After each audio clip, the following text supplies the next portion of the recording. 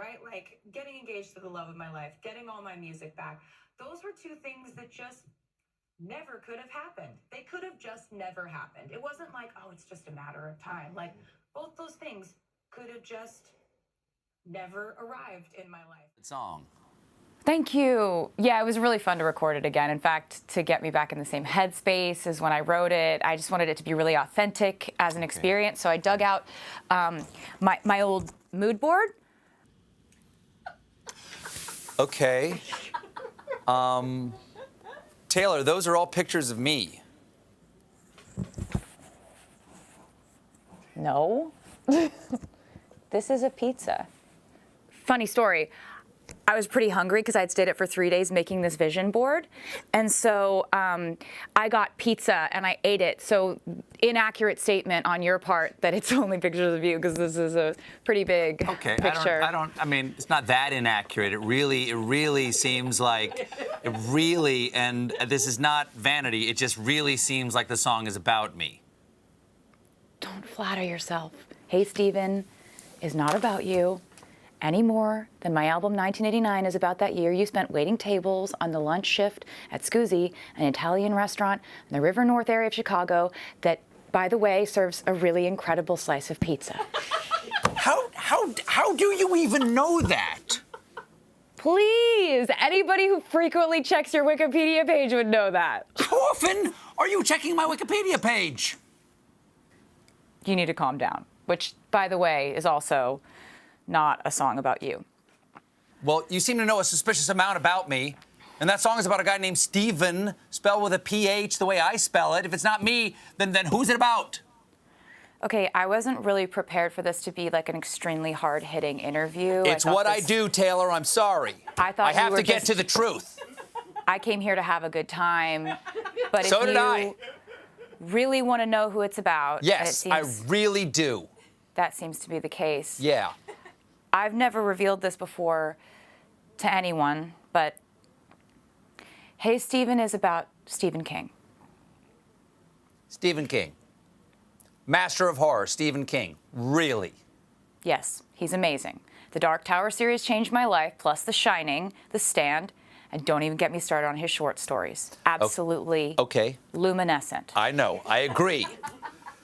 But Taylor, even if that's the case, you can understand why maybe I thought the song was about me. I mean, not really, to be honest. You know, if I was going to write a song about you, I would just be like, I mean, it's too obvious to call it Hey Stephen.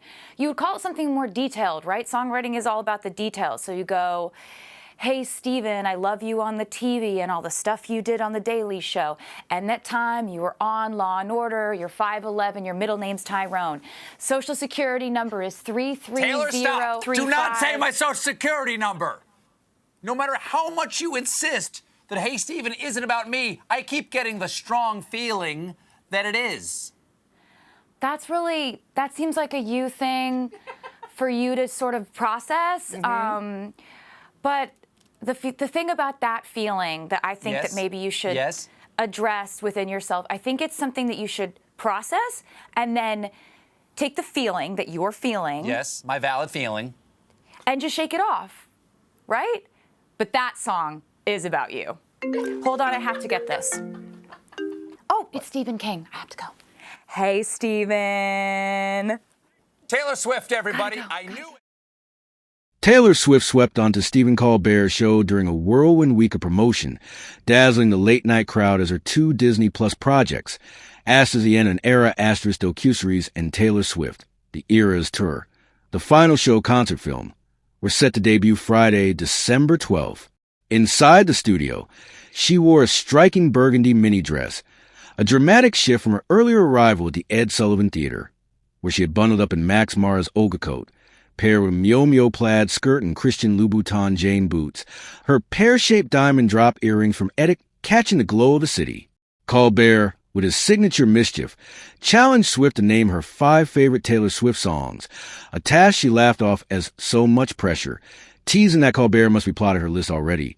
Yet she still had slipped 2 of her own top picks, Mirrorball from Folklore No. 2 and All Too Well 10-minute version.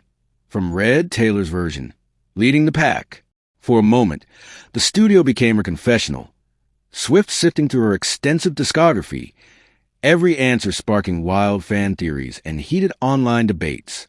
If you're enjoying these exclusive glimpses, hit subscribe for more like this. As the studio lights faded, Swift's night was far from over. Cameras caught her slipping into Chez Margwax, a private members club, arm in arm with Este Haim, the two sharing laughter as paparazzi flashes followed their every step. This flurry of activity capped a season of milestones for Swift, coming just weeks after the October launch of her 12th studio album, The Life of Showgirl, which she'd celebrated in style at AMC theaters, drawing fans nationwide for the official release party of Showgirl. Even with a jam-packed schedule, Swift carved out time for her personal life, turning up at the Kansas City Chiefs game against the Houston Texans on Sunday, December 7th, where she cheered for her fiancé Travis Kelce, joined by Lena Dunham and Selena Gomez, the trio sharing private jokes and savoring the game's most tense moments. Whether answering tough questions on late-night TV or waving from the bleachers, Swift's dedication to both her music and her loved ones never wavers. During Colbert's interview, playful banter flowed, with Swift joking about the impossibility of narrowing down her sprawling songbook to just 5 favorites, a struggle fans know all too well when debating their own lists. Colbert pointed out that legends like Dolly Parton, Elton John, Paul Simon, and Bruce Springsteen had all taken on his top 5 challenge, a club Swift is clearly destined to join, her future Rock and Roll Hall of Fame status almost a certainty as she smiled over a mug, anticipation sparkling in her eyes. The segment wrapped up with the crowd roaring, and Swift leaving just enough mystery about her other favorites to keep everyone guessing. Even after cameras stopped rolling, the stories kept coming. Swift's legendary devotion to her fans shone through, as she's known to drop hints and inside jokes during interviews, igniting days-long internet sleuthing marathons. Subscribe now to never miss a Taylor update. Every appearance she makes is styled down to the smallest detail, from bold lipstick to carefully curated accessories, and her arrival at the Ed Sullivan Theater was no exception, with a sharp contrast between her streetwear and on-stage looks highlighting her flair for drama and versatility. Outside, reporters hustled for details while fans screamed, hoping for a wave, a glance, some small sign she'd notice them.